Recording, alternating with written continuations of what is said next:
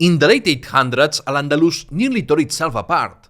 Civil wars rage, warlords carve out kingdoms, and the once mighty Umayyads of Córdoba ruled little more than their own city walls.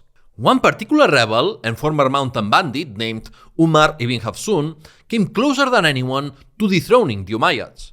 I'm David Cott, host of New History of Spain, and in episode 40 I will explain the dark period that preceded the rise of Abdulrahman III and the proclamation of the Caliphate of Córdoba.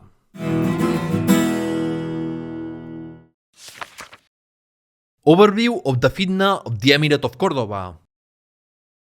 This is gonna be a long episode, so grab some snacks, some tea, or whatever you like, but take it easy. I will discuss the rebel Ibn Marwan in western al-Andalus, the Upper March, the Muslim conquest of the Balearic Islands, the difficulties faced by Emir Abdallah of Córdoba, and above all, the great rebel of the time, Umar ibn Hafsun. I will also cover the dynastic change in Pamplona, since it's related to the events we will discuss. Before diving in, what exactly is a fitna? The Arabic term is often translated as civil war, but it means more than that. A period in which the political and religious unity of the Ummah, the Muslim community, is shattered. It is also seen as a divine test or punishment for the sins of the Muslims. We have already seen the first three fitnas, the third of which ended the Umayyad Caliphate of Damascus and permanently shattered the political unity of the Islamic world. When people speak of the Fitna of al-Andalus, they usually mean the wars that led to the fall of the Caliphate of Córdoba and the rise of the taifa kingdoms in the 11th century. But that was actually the third Andalusi Fitna. The one examined here is the second, which occurred a century and a half earlier, when the Emirate nearly collapsed and regional powers almost replaced it. This Fitna of the Emirate of Córdoba took place between the 870s and 929, when the Caliphate was finally proclaimed. During this time, al-Andalus descended into violence and lawlessness. A central authority decayed under emirs Muhammad, al-Mundir, and Abdallah. What made this crisis new was that the frequent rebellions, once confined to the frontiers, spread even to the provinces surrounding Córdoba. The emirs could no longer suppress them, and by the 890s, effective Umayyad power was reduced to Córdoba and its immediate surroundings. This was a very dire situation, since the Umayyads derived most of their revenue from the southern provinces. Even loyal provinces had become effectively autonomous, unable to send tribute without an Umayyad army physically enforcing it. It's important to note that the leaders labeled as rebels in the chronicles written from Córdoba's perspective were not always armed insurgents. Some simply stopped recognizing Umayyad rule and paying taxes, but without waging active war against the Umayyads and their loyalists. But together they fragmented al-Andalus into regional lordships, while the Kingdom of Asturias expanded unchecked through the Douro Basin. This collapse of central power paralleled what was happening in the Abbasid Caliphate and the Carolingian Empire. Yet, while those realms never recovered, the Umayyads eventually did. But the key question is, why did the Fitna of the Emirate of Córdoba happen?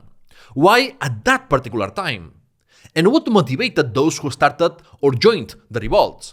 Let's start with explanations that don't really work. The first is the simple one of blaming everything on a ruler said to be weak. This comes from the perspective of the great man theory, which attributes too much importance to powerful individuals. Emirs Muhammad, al-Mundir, and Abdallah ruled much like their capable predecessors, so their failure must have reflected deeper structural problems. Other historians emphasize ethnic or identity conflicts. Arabs versus Berbers, Muslims versus Christians, or Old Arabs versus Mu'allads, the new Muslim converts of native origin. It's true that the Umayyads never learned the lesson of the Abbasid revolution, as Arabs and Umayyad clients monopolized power, provoking resentment through their Arab supremacism. But this view oversimplifies matters, since each regional rebellion formed shifting coalitions of diverse groups, Arab, Berber, and Mu'allads alike. Civil wars are always complex and full of strange alliances, and al-Andalus was no exception. One interpretation of this fitna that I find compelling, with some caveats, is that it represented a violent transition from a heterogeneous Andalusi patchwork of Arab and Berber tribal elements and Hispano-Gothic feudal elements toward the more homogeneous and state-centered Islamic society that the Caliphate of Córdoba would later embody. My caveat is that talking about tribes is inaccurate for this period, at least regarding the Arabs, and I prefer the label feudal for later periods. But I like this interpretation because it suggests that the deep transformations of Andalusi society in the 9th century, from a diverse, mixed world to a more homogeneous, predominantly Islamic and culturally Arab society, generated resistance and unrest.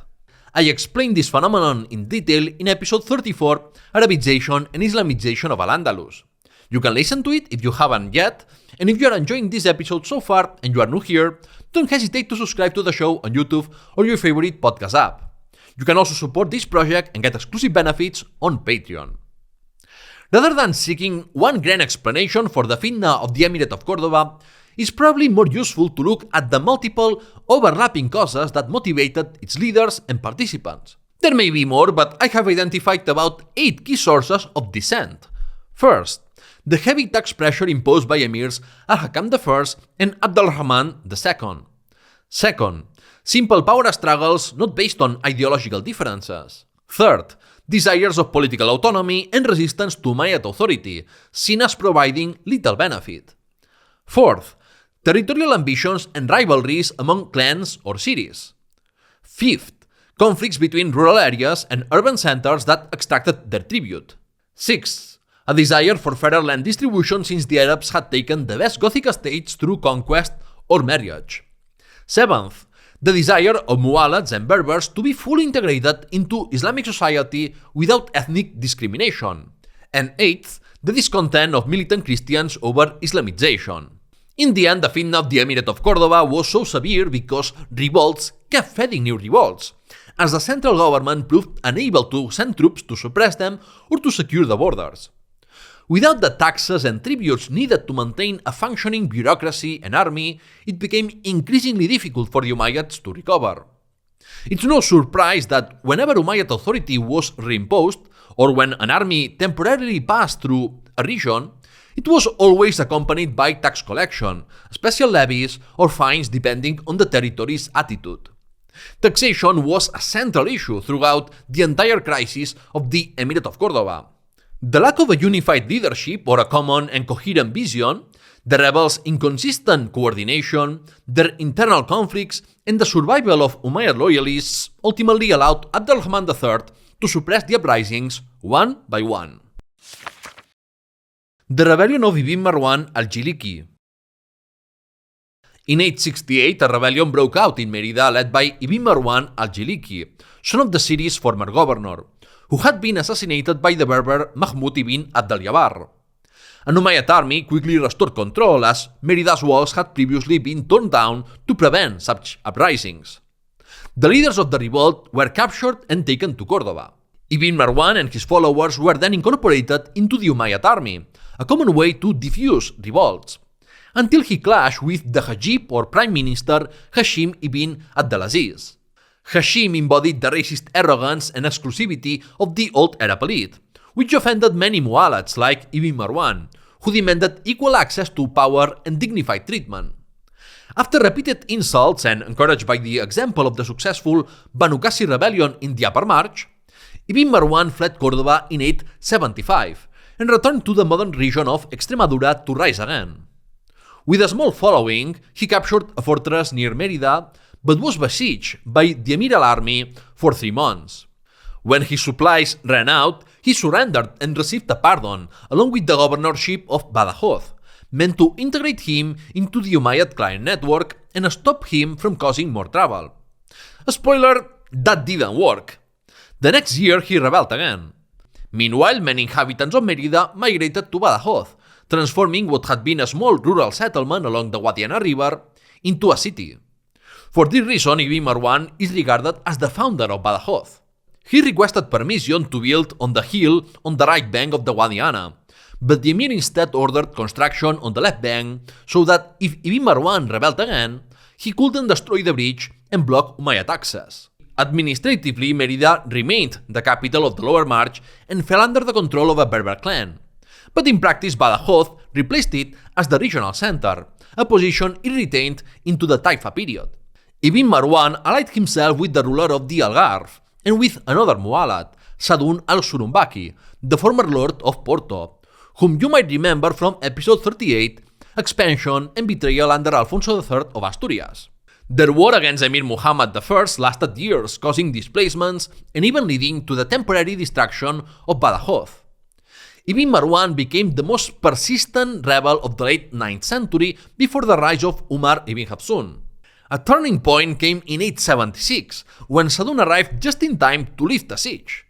Together they defeated the Cordoban army, killed several Umayyad clients, and captured Hashim ibn Abdelaziz, the very bigoted man who had insulted Ibn Marwan because of his Hispano-Gothic origins.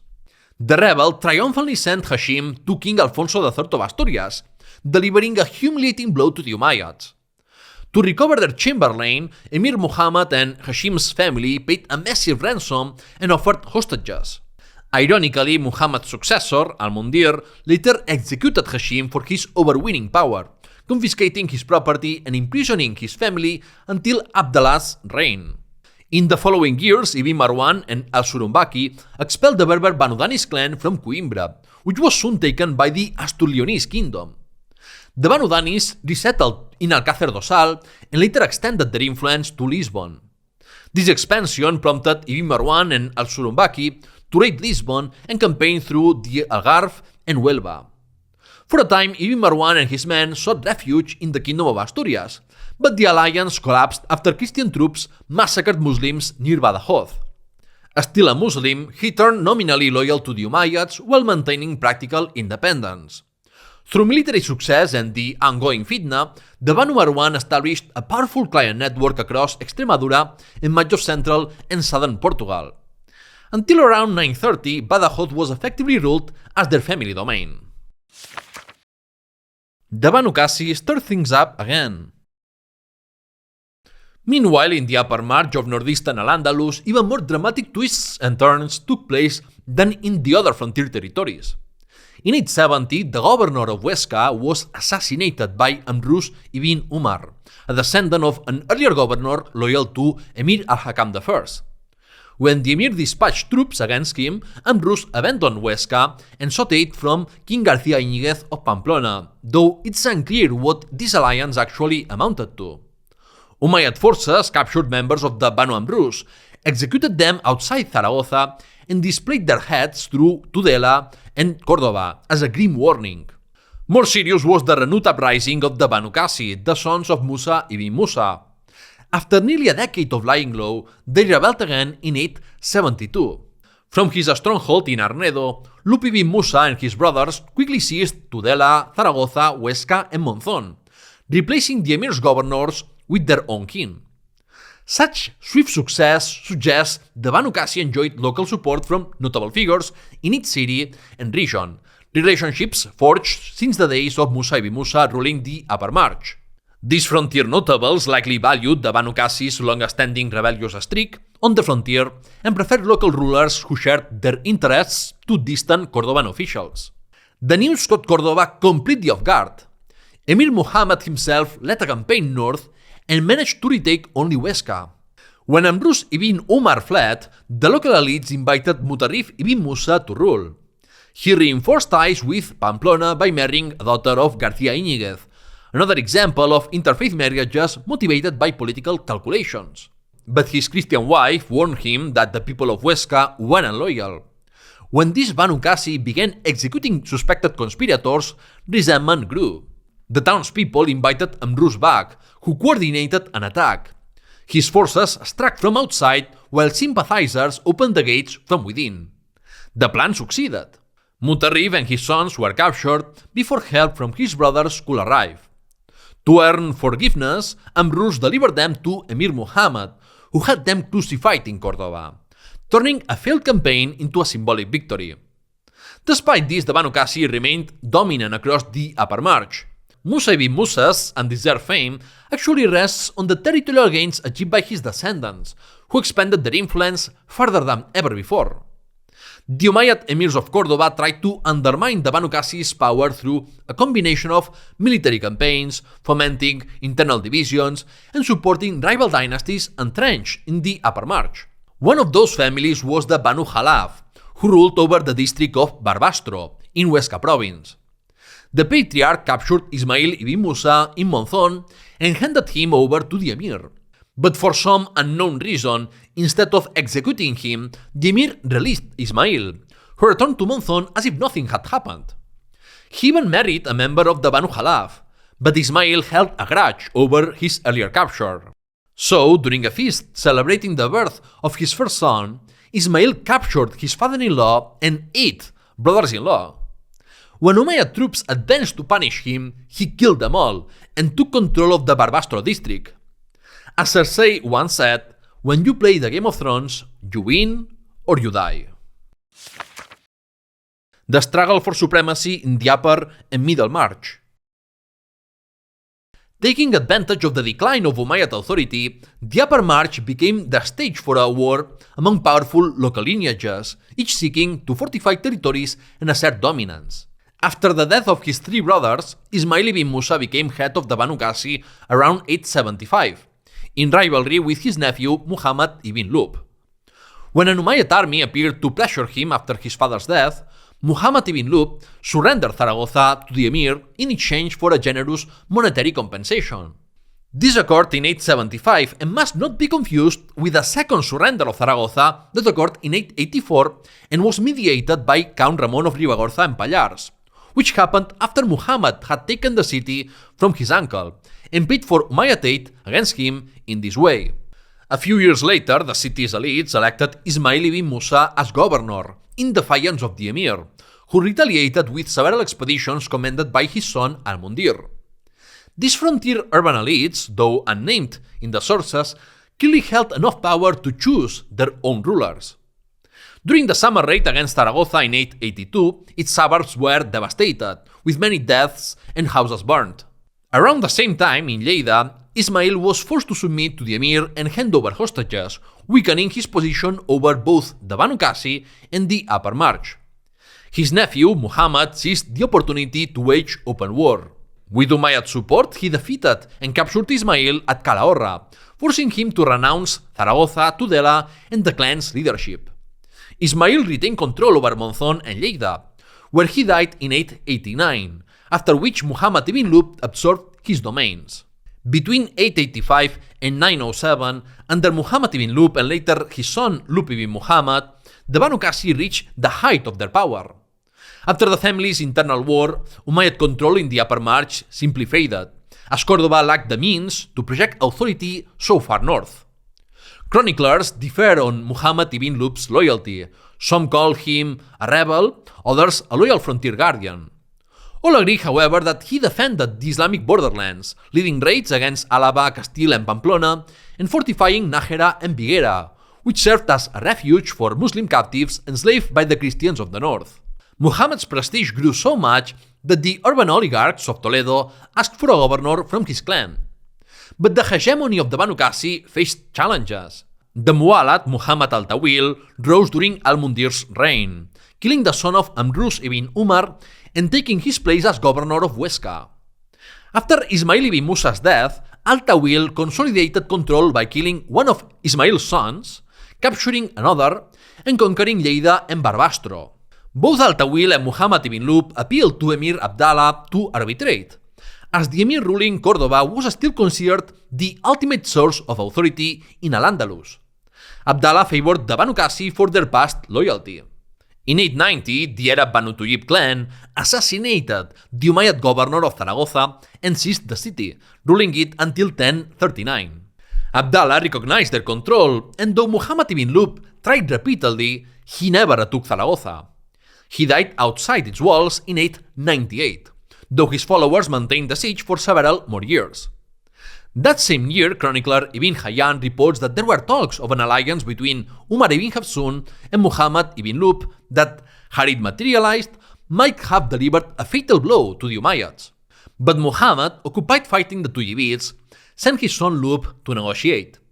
On the way, Lub learned of his father's death and turned back to secure his inheritance instead of finalizing the pact.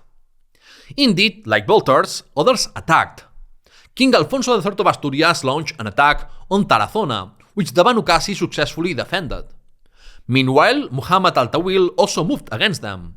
Years earlier, he had clashed with Lub during the reconstruction of Monzon, and Loop now sought revenge.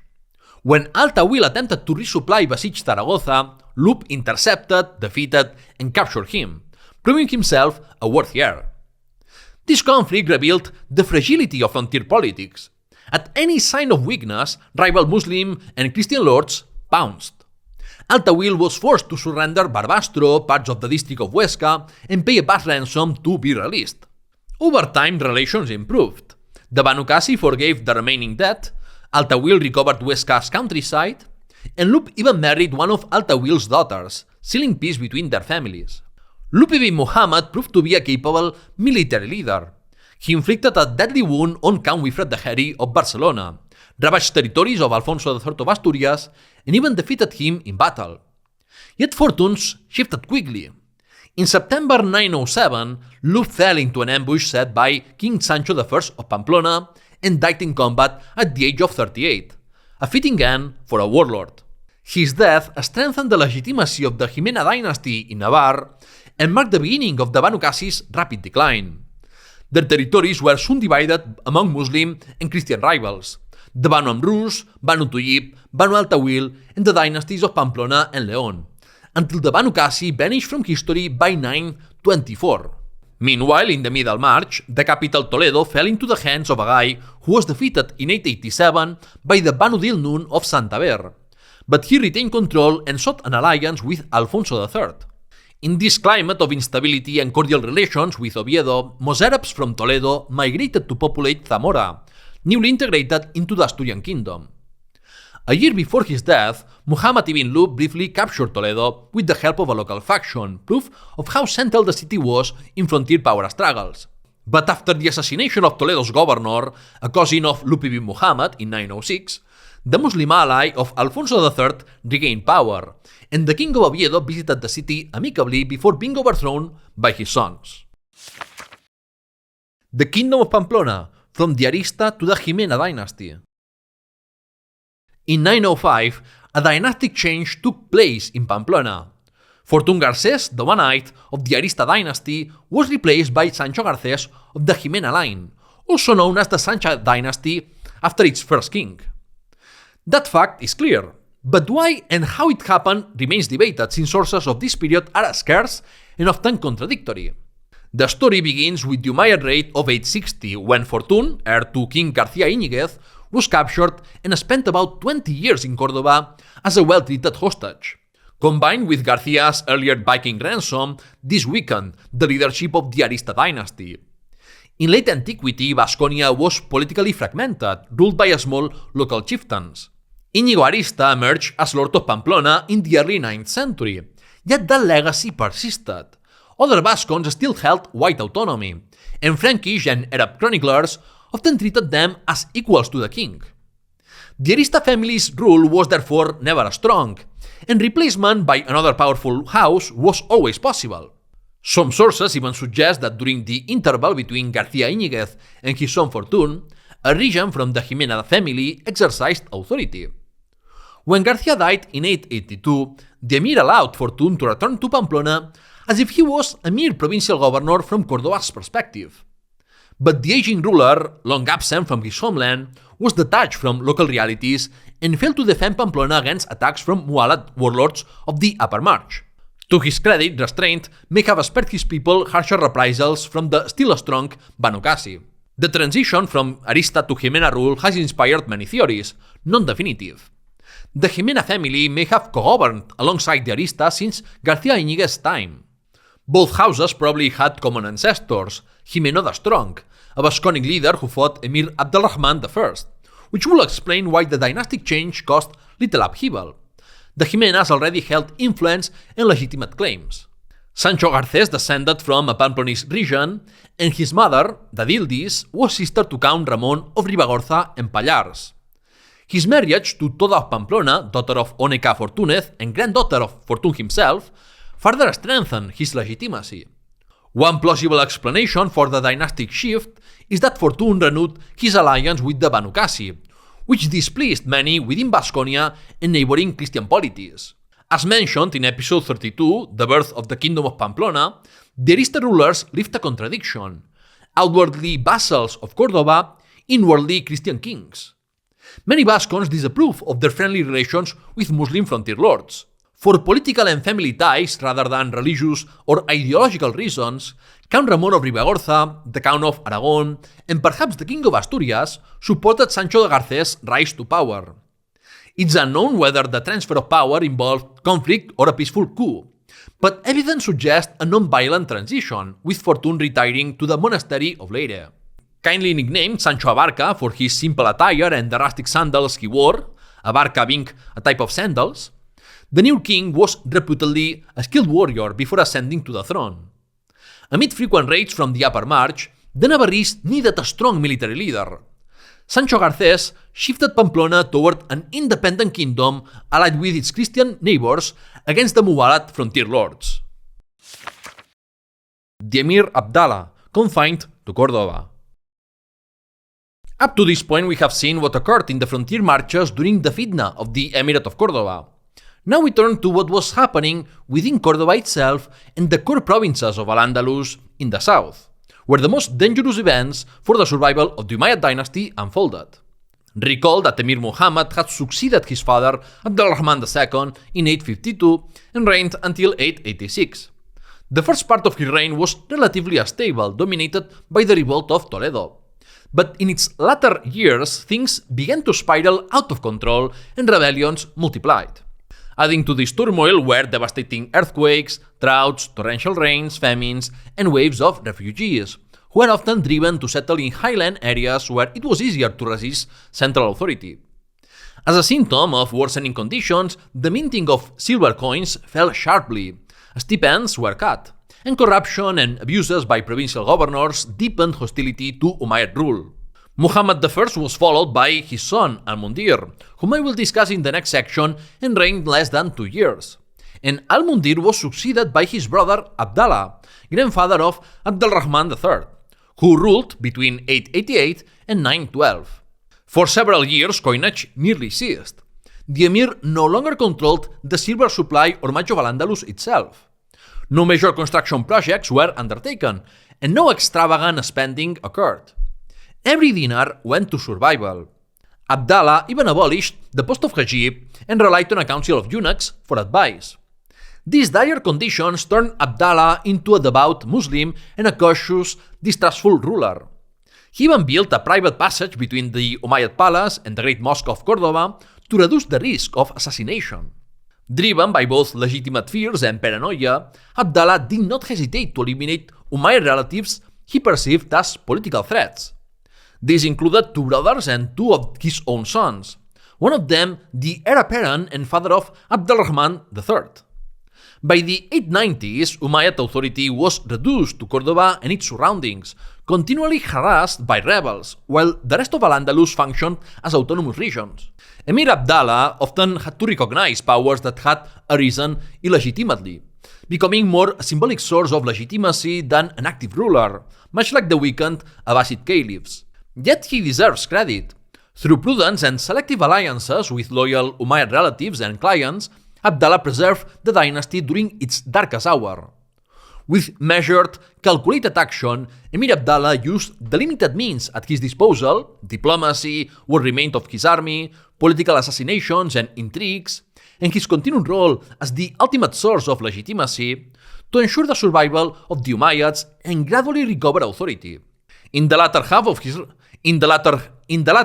his reign, he achieved successes that will make the task of his successor far easier. The Fitna in Pechina, Seville, and Tudmir. There are 3 particularly interesting examples of the Fitna of the Emirate of Córdoba that took place in the core provinces. Bayana, modern Pechina, lies near Almeria in southeastern Spain. Almeria was then merely its port and lookout post. Around 884, Arabs settled along the Andarax River to guard the coast against Viking raids and joined local sailors and merchants to found the city. Later historians dubbed it the Republic of the Sailors of Pechina, though in reality Pechina's leaders generally acknowledged Umayyad authority, paying tribute whenever a Cordovan army appeared. The founding merchants likely amassed fortunes through the slave trade and piracy. Let's recall that Andalusi seafarers had established the Emirate of Crete, helped conquer Sicily for the Aghlabids, and founded colonies in Provence and North Africa such as Tenes and Oran. Pechina gained fame as a city where theft was punished swiftly and merchants could trade safely. This reputation attracted settlers and merchants seeking an oasis of peace and prosperity in an age of violence and disorder. Pechina flourished as a hub of commerce and craftsmanship, but such wealth inevitably drew the attention of others wanting a share of the profits, such as the Arabs of Elvira Granada and the Ampuritans from eastern Catalonia, as seen in episode 39 with Fred the Hairy and the origins of Catalonia. Another striking example comes from Seville, which descended into a prolonged civil war.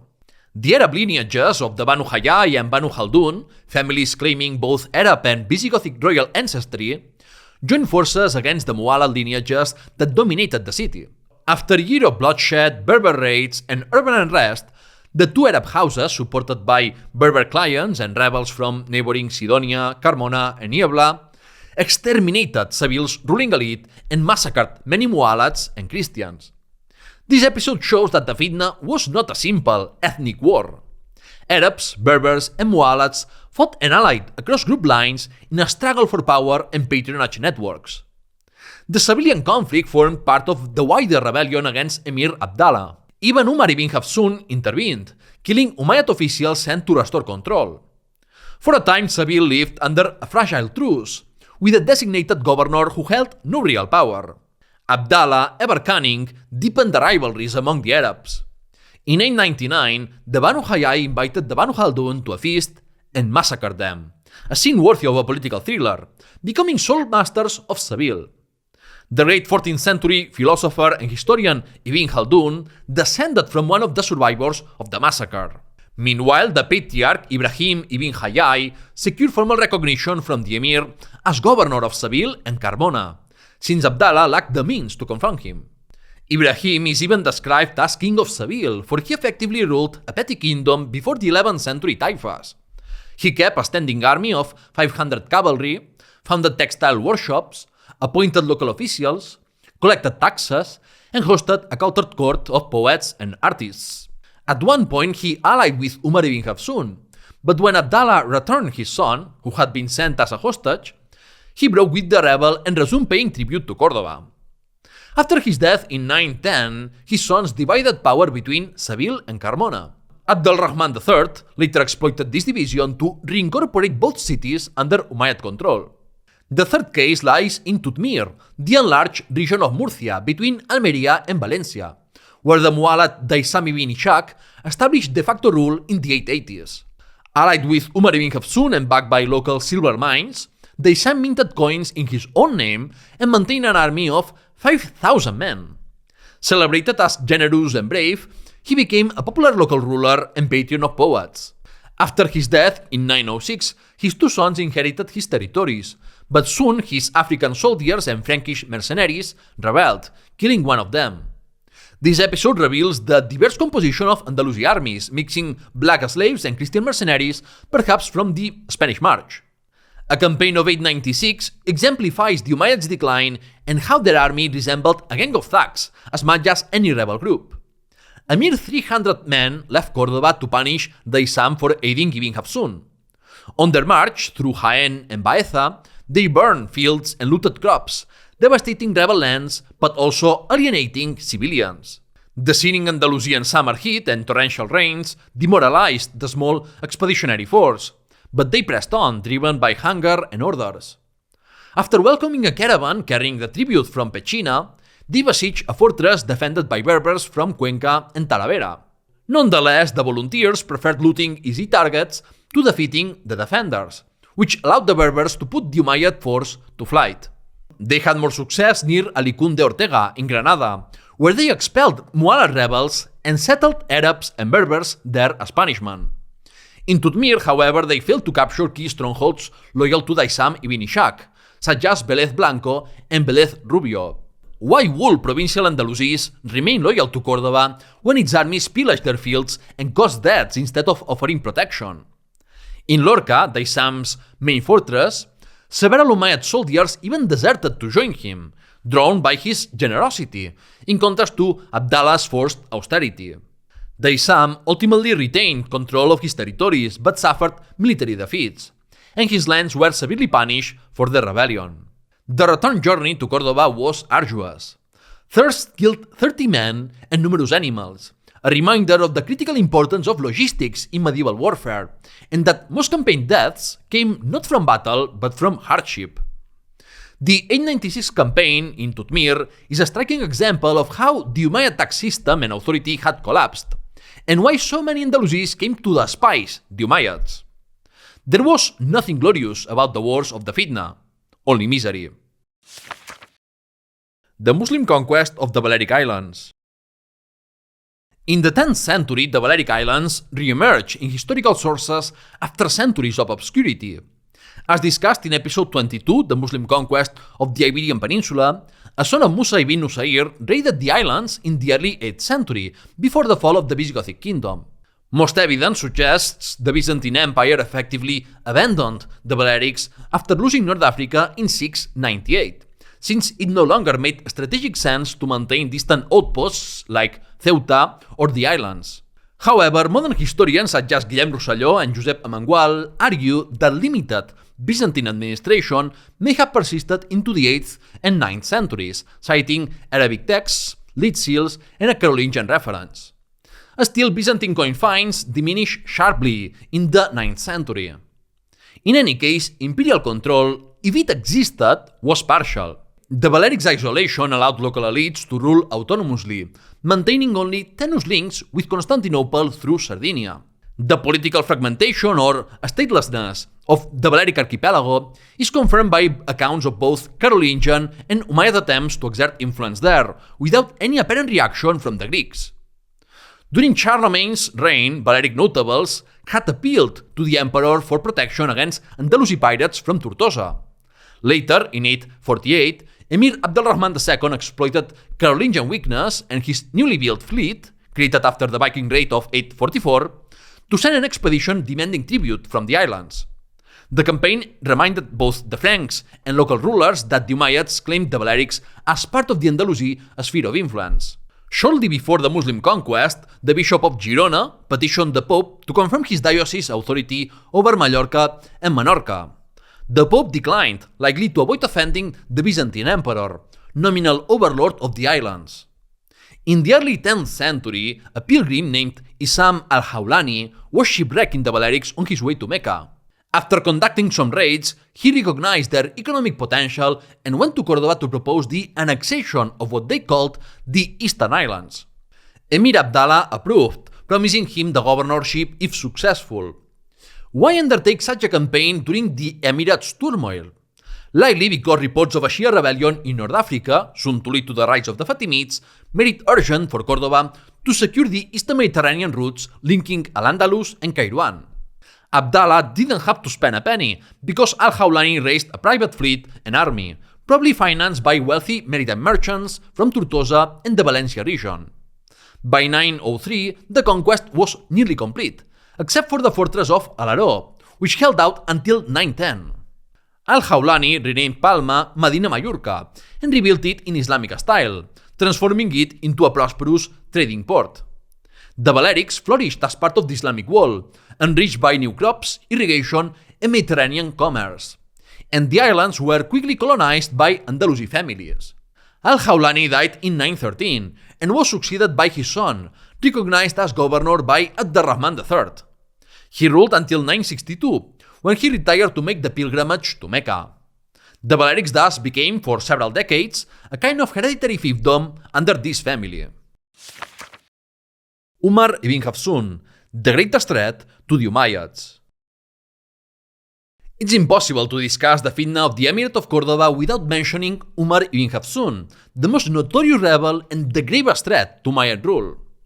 Umar ibn Hafsun was a Mu'allad, a native convert to Islam, from a family of moderate status in the district of Tacuruna and Raya, that is, the Ronda Mountains and Malaga. Sources trace his lineage to both Muslim and Christian ancestors, though these genealogies include fictional elements to ennoble his origins and broaden his support.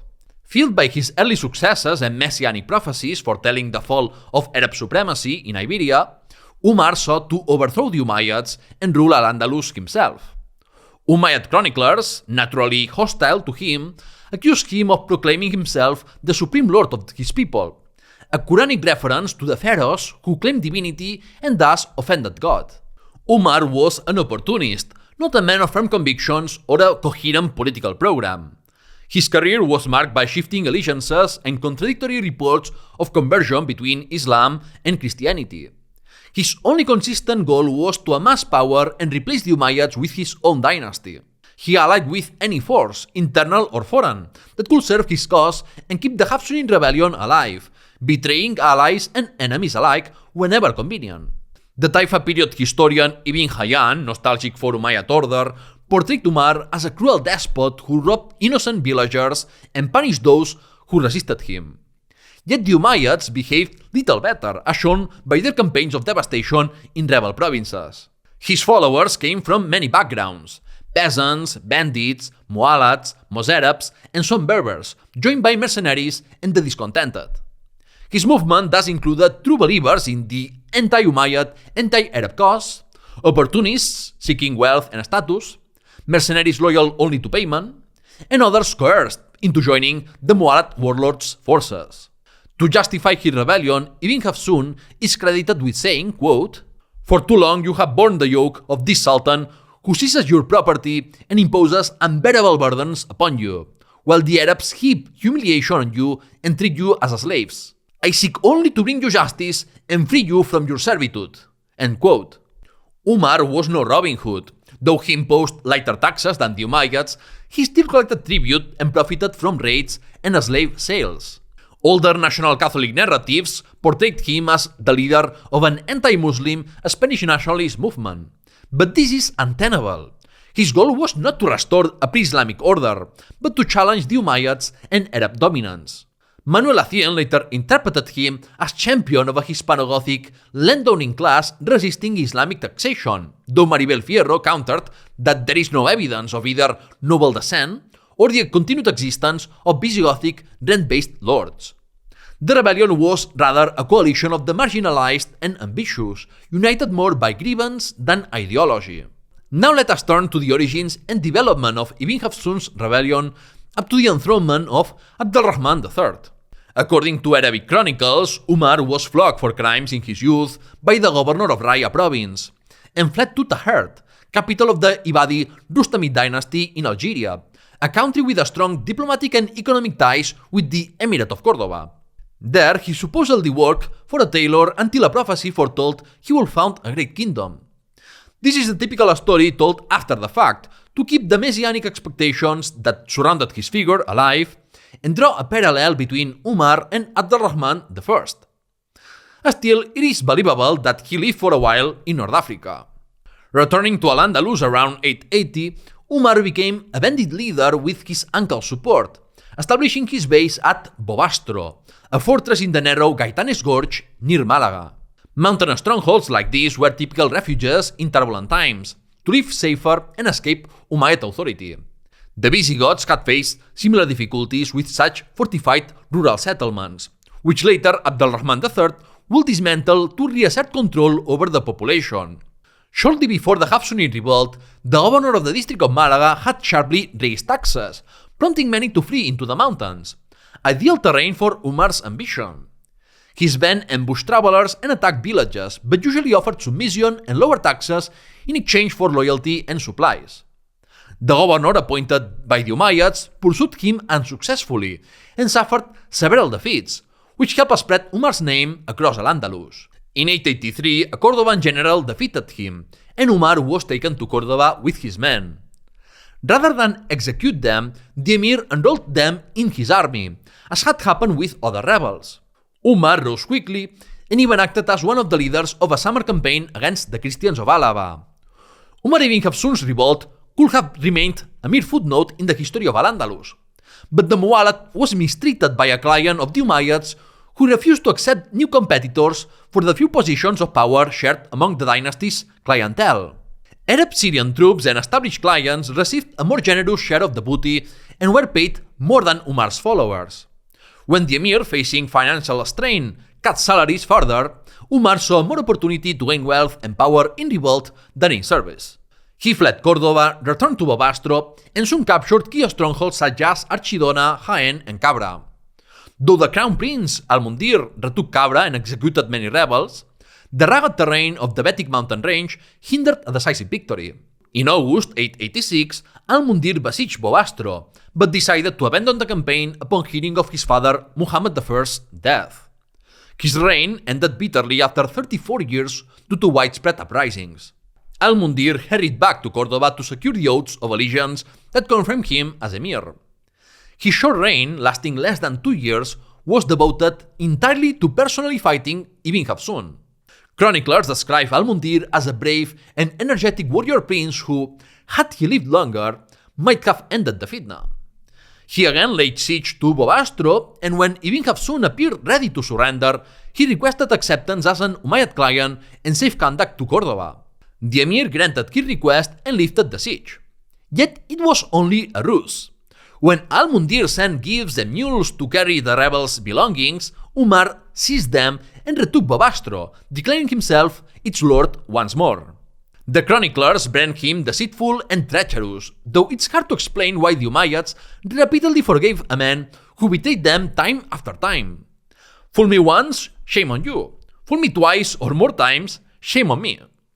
Al-Mundir, ill but furious at the mockery, pressed the siege, but in June 888, he died.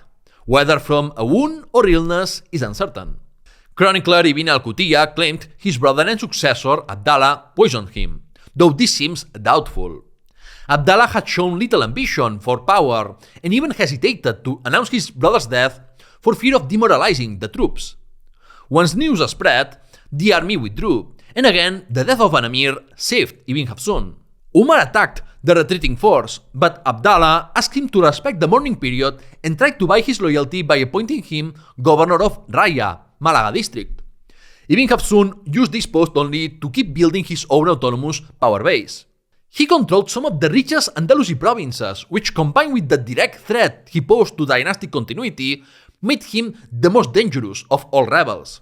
He plundered estates and granaries that supplied Córdoba, forcing Abdallah to send an army which was soundly defeated near Osuna. The victory made Ibn Hafsun the most famous and prestigious rebel of southern al-Andalus. The Muwallads of Elvira, massacred by Arabs after the emir failed to protect them, turned to him for aid, extending his influence there, though Arab factions later inflicted heavy defeats on him and prevented Umar from taking full control of the province.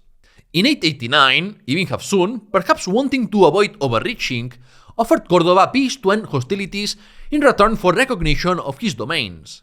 The emir accepted, though conveniently, written sources give no details of the agreement. As usual, Umar did not keep his word when invited to join a punitive campaign against Ibn Mastana, a rebel of likely Berber origin who ruled over the area around Priego de Córdoba. Umar reached out to him, and Ibn Mastana became his chief lieutenant. Through conquest and the reputation he gained as an opponent of the Umayyads, Ibn Hafsun attracted other rebels as allies, such as Daysam ibn Ishaq of Tudmir and the Berbers of the Ronda Mountains, led by the Banu al-Hali of Cañete la Real. Their defection carries a special significance, for the Banu al-Hali had been loyal Umayyad clients since the days of Caliph Yazid II, and had helped Abd al-Rahman I establish the Umayyads in al-Andalus. If even the Banu al-Hali aided Ibn Hafsun in capturing Estepa and Osuna, it meant that many believed the Umayyad dynasty was going to fall. When the rebels seized Écija, Abdallah mustered a large army. Umar panicked and sent a now-lost letter begging pardon and pledging obedience. The emir, wary of endless wars, forgave him and reappointed him to his strongholds. Yet Umar rebelled again whenever it served his interest. In 889, he occupied and fortified Polei, present-day Aguilar de la Frontera, along with Baena and Lucena, the latter a city populated almost entirely by Jews. He even recruited the son of the Khan of the Christians of Córdoba, who led raids in the Cordoban countryside until captured. His head was displayed beside that of his crucified father, long suspected of disloyalty. Seeking legitimacy abroad, he appealed to the Abbasids through the Aghlabids of Ifriqiya and to the Idrisids of Morocco, but none offered real help, absorbed as they were in their own troubles. The year 891 marked the height of the Hafsunid rebellion, a moment when the Umayyad dynasty in al-Andalus truly stood on the brink of extinction. Umar's army ravaged the fertile lands that sustained Córdoba, threatening famine in the capital. Desperate, Emir Abdallah assembled 14,000 troops, including both professionals and volunteers, against what Ibn Hayyan estimated as 30,000 rebels. In an unprecedented move, the Emir led the campaign personally, as there was too much at stake. The decisive battle came at Polei. Caught off guard outside the fortress of Aguilar de la Frontera, Ibn Hafsun forces were crushed. He and his chief followers took refuge in the castle, but most of the troops fled in disarray, forcing him to abandon the fortress to avoid capture. After taking Polei, Umayyad troops massacred many captured Christians for violating the Dhimmi Pact. The Emir's forces then reclaimed Écija, Archidona, Elvira, Jaén, and other towns, most surrendering peacefully after the show of Umayyad strength. Next, Abdallah turned against Umar's ally Ibn Mastana, who lost his fortress and was pardoned only after demolishing a fortress near Priego de Córdoba. Abdallah's victory was widely celebrated by numerous poets in Umayyad service. Umar retreated to Bobastro, stripped of most of his recent gains. Yet Abdallah, preferring peace, withdrew to Córdoba and once more granted the rebel a pardon. As usual, hostages sealed the deal. Instead of sending a biological son, Umar offered an adopted child, a deliberate mockery meant to buy time. By the time the Emir demanded a biological son as guarantee, Ibn Hafsun had reconquered Archidona, Jaén, and Elvira, and forged new alliances to conduct raids. During the 890s, the war between the Umayyads and the Hafsunid rebels intensified, devastating much of modern Andalusia. Both sides used scorched earth tactics, burning crops, cutting trees, and slaughtering livestock. Aware of his limited resources, Emir Abdallah avoided large open battles, focusing instead on seizing his enemies' strongholds, fortifying loyal towns, and expelling Christians and Muwallads from strategic locations to replace them with loyal Arabs. This indirect strategy proved far more effective than attacking Bobastro or Umar's core possessions directly. By targeting Ibn Hafsun's allies, Abdallah undermined the rebellion's support base and crippled its economic and military foundations. As Umar's prestige faded, so did the messianic aura surrounding him. The strategy was brilliant. By isolating the rebel first, he could later strike at his strongholds when Umar was weakened and friendless. But it also caused great devastation in the southern provinces of al-Andalus. It was amid this context of stagnation and decline that rumors spread of Umar ibn Hafsun's conversion to Christianity in 899. Historian Pedro Chalmeta doubts the story, and I too find it unlikely. It's true that the Muwallad promoted the foundation of a bishopric in Bobastro and built churches, but the city also grew as a Muslim center with mosques. The degree of Islamization in rural al-Andalus remains uncertain, but by this time nearly all political leaders were Muslim. A public conversion would have alienated Umar's Muslim allies and followers, and made coordination with other rebels impossible. Moreover, had he secured a military alliance with King Alfonso III of Asturias, such a conversion might have made sense, but without that, it seems very unlikely. I believe the story of his supposed conversion was likely Umayyad propaganda meant to discredit their most dangerous enemy, portraying him as an apostate deserving death. If true, it was a disastrous political decision that cost him Muslim support. If he truly did convert to Catholicism, he must have reverted to Islam, at least publicly, for we later see him seeking the support of the Fatimid Caliphate and adopting Shia rites. Even contemporaries were unsure, which is why Abd al-Rahman III later ordered Umar's body exhumed to verify under which rite he had been buried. Supposedly, it turned out he had been buried as a Christian. Perhaps the most reasonable explanation is that his religious ambiguity reflected political opportunism, an attempt to attract followers of all faiths. Historian Maribel Fierro suggests it could also reflect the gradual nature of Islamization in practice rather than a sudden, absolute shift from Christianity to Islam. On this last point, I'm not fully convinced. By the late 9th century, the boundaries between Christianity and Islam were clear. The Umayyads and the ulema condemned Umar as a corrupter of Islam, and his oscillation between being Christian, Sunni, or Shia Muslim, and his shifting recognition of Umayyad, Abbasid, Idrisid, Fatimid, or no authority at all besides himself, show his lack of a coherent vision or a stable social base. By the early 10th century, the rebellion had clearly lost momentum. Abdallah steadily regained territory: Algeciras, Jaén, Raya Málaga, and Elvira Granada, none of which ever again fell into Hafsunid hands. These successes were crucial. Though his grandson Abdalrahman III would later reunify al-Andalus, Emir Abdallah had already laid the groundwork, and that's important to acknowledge. He revived faith in the comeback of the sons of the Caliphs of Damascus in full strength. Despite these late achievements, it will be Abdalrahman III who emerged as the brilliant statesman who rebuilt Umayyad power and re-established Islamic supremacy over the Iberian Peninsula, the subject of our next episodes.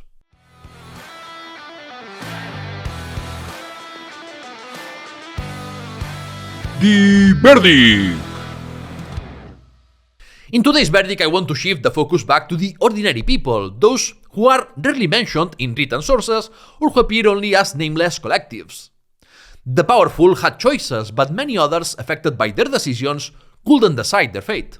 Imagine being one of those people in Zaragoza whose homes were destroyed because the Banu Qasi occupied the city, a merchant robbed by bandits, or a peasant whose fields were raided first by the rebels and then by Umayyad troops. Many complained about Umayyad taxes and Arab privilege, yet life under the Fitna, with its massacres, famine, displacement, and insecurity, was hardly better under rebellion.